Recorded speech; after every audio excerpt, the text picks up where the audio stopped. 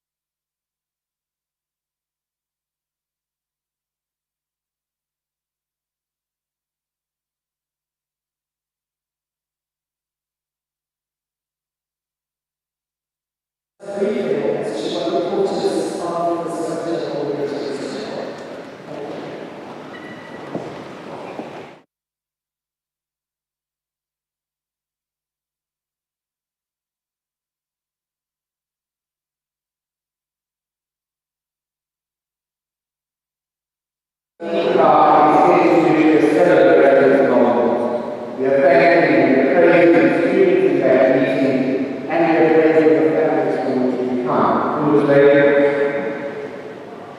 Because in many ways, this moment recognizes the fact that we change from people who are students to people who commit to learning in a different way because they are Christians. And so I'm very positive. So I'm not going to take my knowledge as a mind. So can I just ask that one of the guests that each of the class that they just stand up, one person, and I can already see the hand pointing to that person. So just one person in the class. And then I want to ask the students to look at these people. And don't look at the one in your own heart. Look across the wall to see the different people who gather here today, but gather as representatives of our people across the country. Because those are the people we make a promise to today. You can sit here. But for me, it's a symbol of our possibilities here together and this in the room, and we'll have to teach you how to deal with it really all the time. But I think because you symbolize people that are really young Christians, you symbolize the broader population to whom they make these promises. And the nature of the promise is really storytelling. It is a story that can tell in a few sentences about how we wish to conduct ourselves for years to come. It is acknowledging that in this conversation today, we have to place ourselves as servants of God. And in the spirit of the story, I want to tell you that in the valleys of the Eastern Cape, there were already people who told the story of how good you will be, how much you will achieve. I'm sure some of you come from families where even the oldest granny is talking about the one that went to Cape Town. I've heard the stories of the villages of the Northern Cape and people who have come from that area, and you will see that today, and I want to honor Chief Mackey and one of the headmen who've come from the local community. We're recognizing that even in the stories which have emerged from the Northern Cape more profoundly now, but really are the original stories of this place here in Cape Town. These people, our original people, had a relationship with settlers long before they settled here. And we want to honor those legacies because today is about that transition from the stories we tell about the past to the promises we make for the future. And that's really what the essence of today is. But I want to also acknowledge today that in the great isiZulu greeting, I want to look at you today, and as the Deputy Dean said earlier, the students clean up really well.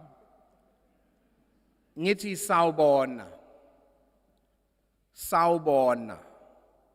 Mangithi sawubona ngiyafuna ukuthi niyezwa uthi niyabonana. That's the Zulu greeting for when you say hello to somebody who is Zulu, you say sawubona. And we lose sight of the fact that what it's saying is, I see you.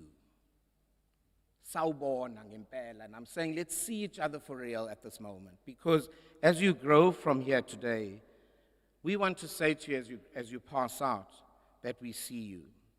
And I see in you the ancestors who once walked on these grounds, often practicing the healing arts that we haven't fully understood.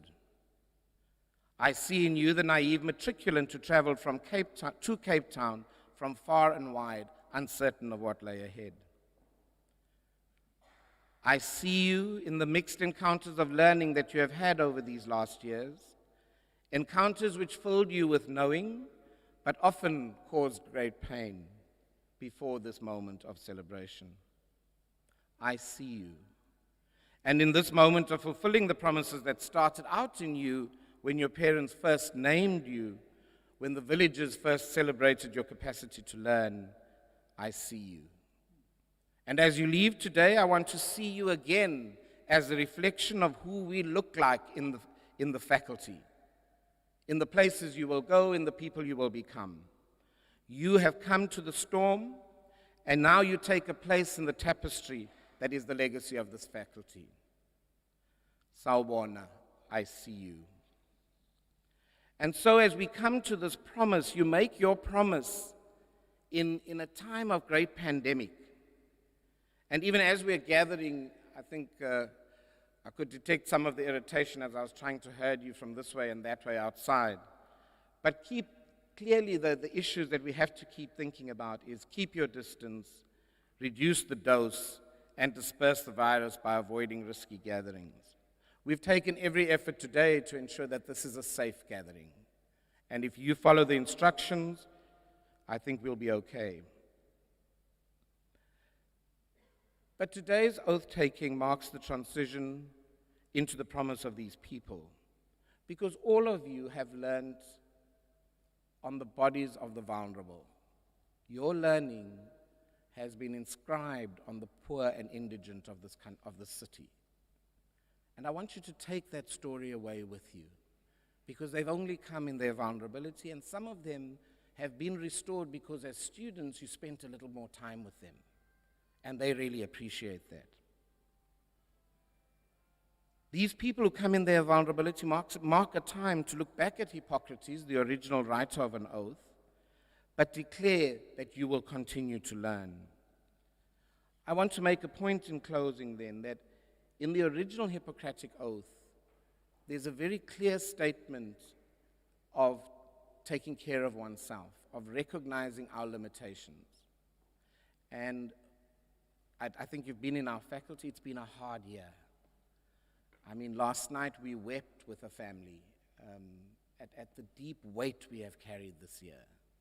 And some of you will, in fact, all of you will go into community service in a very hard system, in a system which will call you over and over again to be more than the sum of the knowledge you have accumulated. It doesn't matter that you know the hip bone's connected to the thigh bone. It's going to be how you relate in the spaces that you operate. And for me, this marks my commitment to thinking of you all the time, because the system is not a welcoming one at the moment. But just remember that as you make these promises today, you locate your promise in the notion that when you encounter a patient in need of care, and particularly in the rehabilitation sciences, when you encounter a person in need of care, you may be their only experience of dignity in the system. Make it count. Thank you.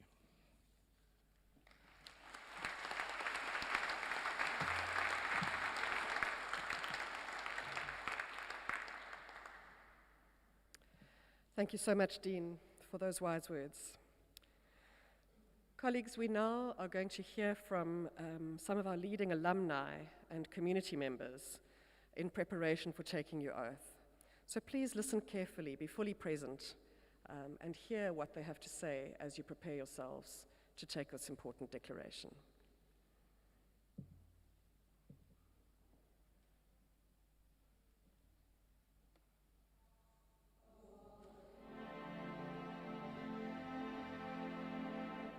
So I remember when I took my oath, I was overwhelmed with a feeling of relief and accomplishment and pride.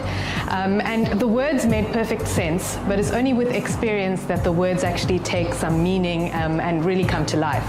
As you are taking this oath today, remember, oath is about empathy, professionalism, and care. If you've got those three, you are a winner. Also, oath is about humanity, responsibility of both provider, and receiver. On reflection, the very first line stands out to me, which is I pledge to serve. And so we always need to remember that we are in service of people, not of ourselves, not of money, not of status or societal stereotypes. And we need to serve with integrity and humility. I really think it's important to actually reflect on the privilege that it is to be a health professional. So many people are trying to apply to get into one of the disciplines at UCT, and for me, you know, it's a massive privilege to actually be sitting here today, or for me to have earned my degree as a physiotherapist. And I think we always have to remember that is a privilege to actually be helping someone through a really difficult time, that it involves one of the most important aspects of their life, their health. One of the commitments that you'll make is that of lifelong learning. The commitment to lifelong learning means using the current period that we're going through as an example, is that you see that there's a rapid change in new knowledge, new diseases, and new health challenges. And as a health professional, you must always be at the forefront of research, information, new technology, to be able to respond appropriately. Newcomer into the health system, you may often feel that you can't change much. As a group of interns, we were able to notice that one of our wards in a rural hospital really needed touch-ups. It was a children's ward that was quite plain, but we worked together with local businesses, with colleagues, to ensure that we transformed it into a child-friendly ward. This does illustrate that coming with new eyes, you would and are able to change things for the better within the health system.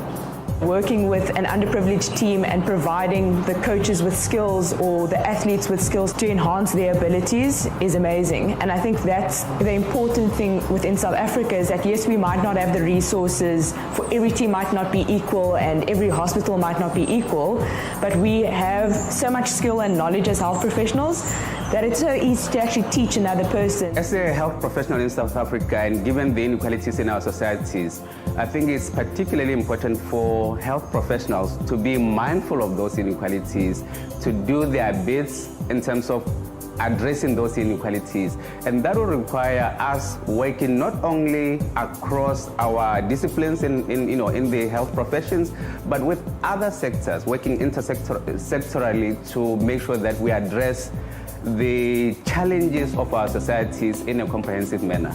So the oath has guided my daily practice, and I noticed this in my second month of internship when one of the matrons came to me and asked which university do I come from. So I thought I did something wrong and said UCT. But what transpired actually has stuck with me for many months. So she noticed that there was something different in the way in which I interacted with the nurses, the porters, the patient, and she really wanted to compliment that. That was surprising because I thought I was doing what you should be doing, but she had noticed that as something extraordinary. So many of you will get into the service and think you're doing the normal, but that turns out to be the extraordinary because of the type of education you've received and the type of training that you've received. And one needs to embrace the good times, but learn from the difficult times, and also look after yourselves amidst all of that, and recognize that you have immense power as a healthcare professional to be a voice for your patients, to uphold their human rights, to serve them, and as cliched as it may sound, to make the world a better place. It is very important that the student must reflect on their work that they are doing within our communities, especially the marginalized community and vulnerable one. We need to hear the voices of our gogos, meaning our elderly people who are always standing in those queues at the clinic. We need to hear the voices of our own sisters who are domestic violence abuse. Go out there and be advocate for a change. My message to students is to always remember what a resilient group they are. They are the group that saw the Fees Must Fall movement. They have just survived a pandemic. These are graduates who are going to be able to change the face of South Africa, the face of the health system in the country. And I think whenever it gets tough, every single graduate should remember that they have gone through the most and they will still survive. I really do feel that these challenges have made the class more resilient, more mature and more capable. And I really look forward to this new generation of more socially responsive and compassionate healthcare professionals. To you, I say that you've conquered, you've made it this far, and I know that South Africa is going to be a better place because of you. Go well and make us proud. Congratulations on a remarkable achievement under extremely difficult circumstances. I have true confidence that you will be fantastic healthcare professionals for the communities that you work for. I wish you every joy and success as you embark on this noble and rewarding profession. Much love. God bless. I would like to congratulate you for a journey well traveled. You have really surmounted many challenges, and we look forward to welcoming you into the health system. A good luck for your future, and be the lamp wherever you go. Shine. Sithi isiXhosa, ndingantaka baba uvula amaphiko uwatweze, meaning fly eagle, fly higher and spread the wings. All the best to you. Halala, enkosi.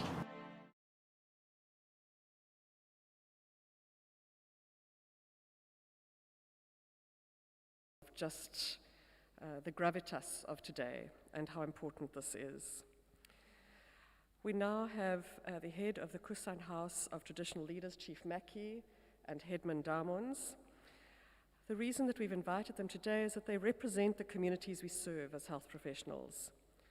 They also remind us of the legacy of the First Nations and Indigenous knowledge systems, of which we should not forget, as we stand here at the foot of the Hurikwahu Mountains, the mountain in the sea, and in the place of stars, where our faculty is based, observatory, which in Khoi is called Ikhamarori Khigais. We ask Chief Mackey or Headman Damons to bless the qualifiers ahead of pledging the oath.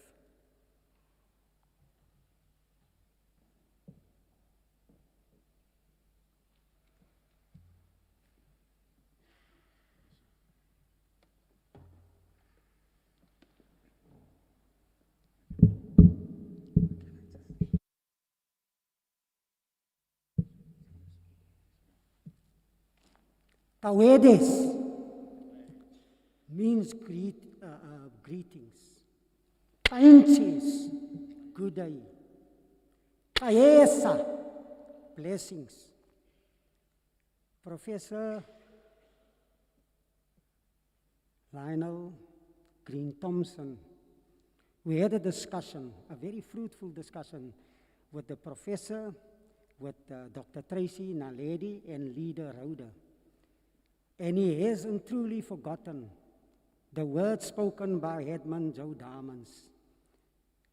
Truly, if you do not speak, then people become invisible.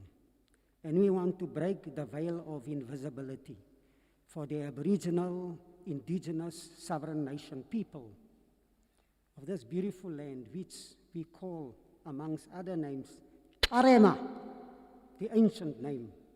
So, Professor, thank you so much. It's actually history also. And I reminded Prof as we enter the hall that it is history. It's the first time, really. So it's very significant, but it's also a very sacred moment.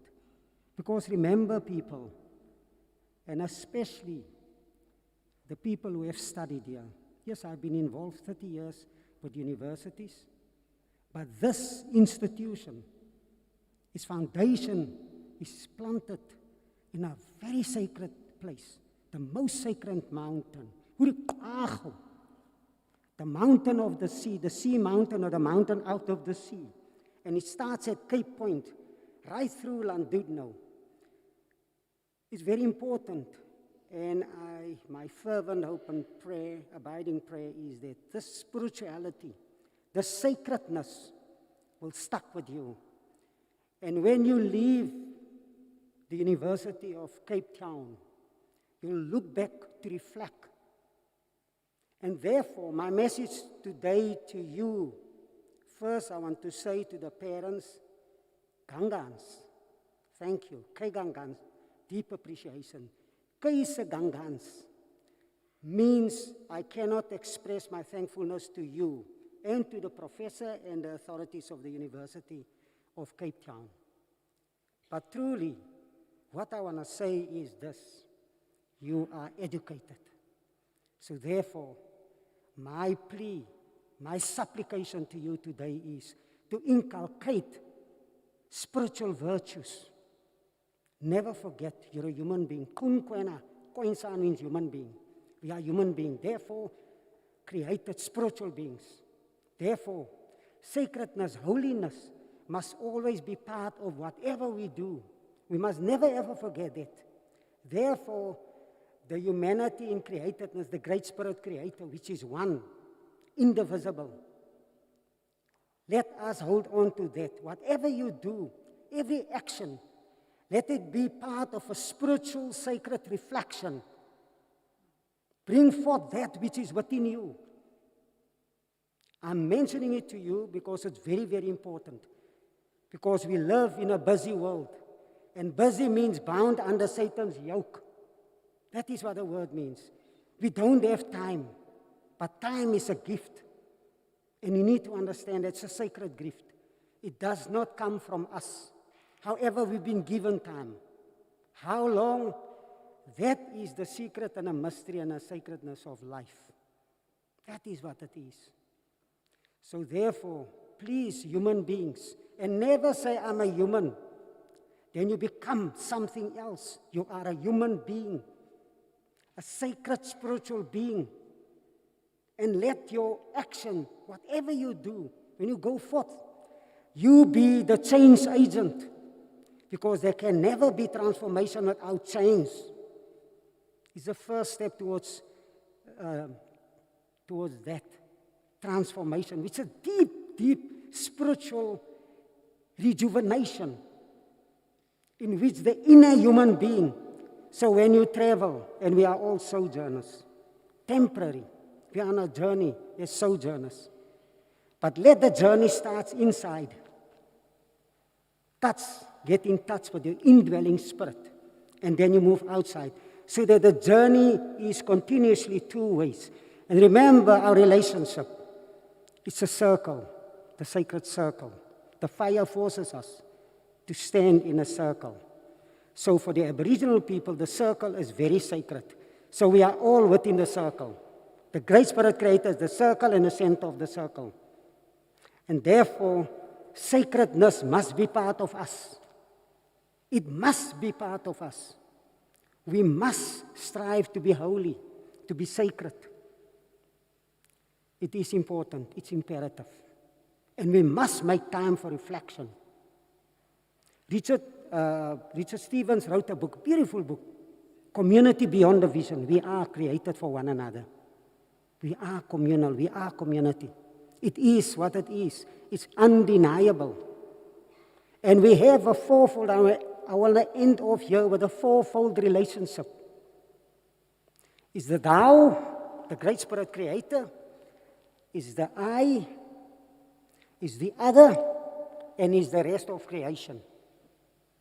That is our fourfold relationship. Must always be that. We must retain the spirituality of sacredness within that circle. And that fourfold relationship is very, very imperative. As an Aboriginal, I'm saying this because it is what it is. But remember, when you speak truth, be cautious, be careful. Fuse it with love so that it doesn't become a critique, a criticism that may hurt. So that we always restore the relationship with one another. The relationship also with the rest of creation. Because we tend to forget there will also be a judgment on the land. And on the end of, with these beautiful words of the Kenyan great spiritual soul, Wangari Umatai, she said, Nature is the mirror in which we see ourselves. Without the mirror, we cannot see ourselves. We lose ourselves, and we do not know who we are anymore. Kaya, kangas, kai.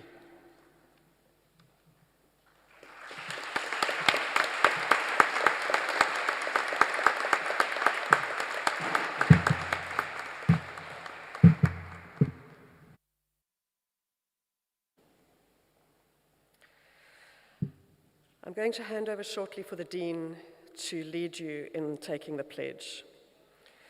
Just a significance for you is that since the recent launch of the Code Red for Humanity report on climate change and the WHO COP26 special report on climate change and health, that the UCT Faculty of Health Sciences oath will now reflect a commitment to health of the environment for the first time. We're going to ask the qualifiers to stand. So I'll stand in a moment, I'm going to give you the instructions and then I'll hand you over to the Dean. I'm going to ask you all to please take a moment to ready yourself for this important commitment you're about to pledge. Academics and teachers here on the stage will join you in recommitting ourselves to the oath as we welcome you to the profession as colleagues. You'll be repeating each section after the Dean. Those of us on the stage will be joining you. You do have the oath that's seated with you. Once you are finished, you've been provided with a pen that as you've pledged your oath that you will then sign the commitment together with the Dean's signature at the bottom and take that with you and remember that. We're going to ask Chief Mackey and Headman Darmons to stand with us. And you will be, as you pledge your oath, look to them and remember that it is to community members that you are pledging this oath. And they are standing here as representatives of such community members. I'll hand over to the Dean. Thank you, and I thought that at the beginning of this moment, I realized that I'm not sure if I introduced myself at the beginning, but my name is Lionel Green Thompson, and I'm the Dean of the Faculty of Health Sciences, and that's Dr. Karen Begg, who I think all of you, she either irritates you or you're very excited to get emails from her because she's very efficiently put together today. And on the other side is Associate Professor Tracy Naledi, who's the Deputy Dean for Health Services and manages our relationships with the province. Just before I ask you to stand, I want you in fact, maybe you should stand and let's just settle in that moment and I'll speak as you're standing. I want you, just the qualifiers will stand. I want you to just allow this moment to wash over you. And I think a really powerful thing that Chief Mackey said, he spoke about being at one with the whole of creation. And I don't think that's asking you to make a decision about whether you believe in creation or not. It's just about the fact that if we don't recognize that the work of our healthcare and well-being is integrally connected to the earthly realm, then I think we'll be missing something. And so I really want to honor that the oath has changed and you'll be the first group of professionals to take it. I'm going to speak the oath, and then you will say it after me. So I will start at the point of I solemnly pledge. And then at the end, I'm going to ask you just to sign it and take a reflective moment as those who are seated on either side of you witness this moment of promise.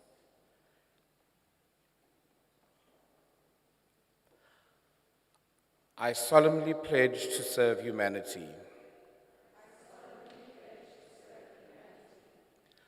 My most important considerations will be the health of patients, the health of their communities, and the health of the environment.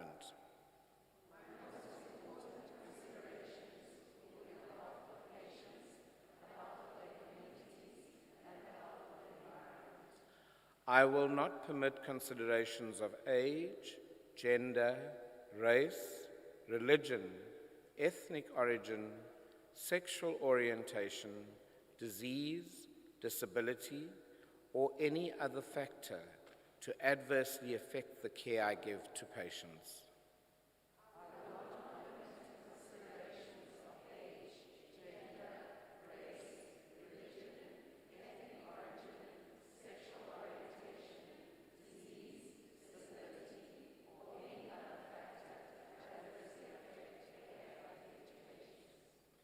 I will uphold human rights and civil liberties to advance health, even under threat.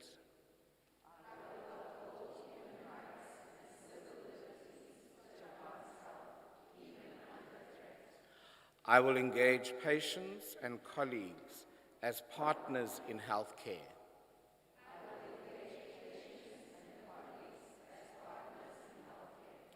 I will practice my profession with conscience and dignity.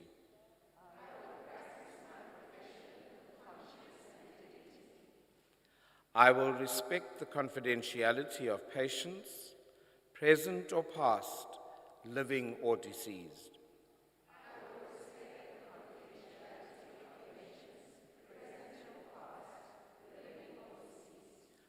I will value research and will be guided in its conduct by the highest ethical standards.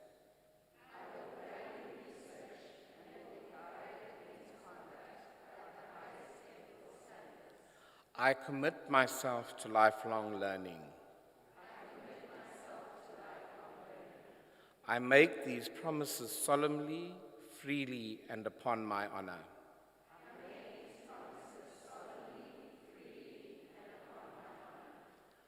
I'm going to ask colleagues that we just redo that last statement, and I will, as I read it out, put my name in there, and wherever you are, say out loud your name, because a promise is not complete until we declare it to be owned by ourselves. So I, Lionel, make these promises solemnly, freely, and upon my honor. And me in particular, for the fact that Omicron has not yet done a major uptick in the Western Cape, but we would ask that all of you would be very cognizant as new health professionals and as families of new health professionals to do everything in your power to ensure that this fourth wave that is imminent is as low and slow as it possibly can be. So please be spending your time advocating for vaccination, ensuring that everybody wears their masks and is physically distanced. So we ask for responsible celebration after this. The procession will exit, whereafter the ushers will escort you row by row to ensure adequate physical distancing. So please remain seated until the ushers escort you out. Please return your gown before you depart from campus. Otherwise, you're going to give us all quite a few headaches with our colleagues at Upper Campus. A few parting words. We wish you strength and courage as you forge the path ahead. May you listen with compassion, walk with humility, and act with justice. Kai Sikai Gangans. Thank you.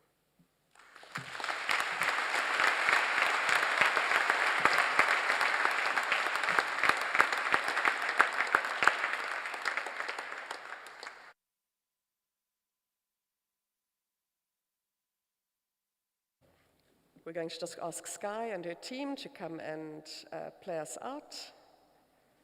Thank you, Sky, for the awesome work for us.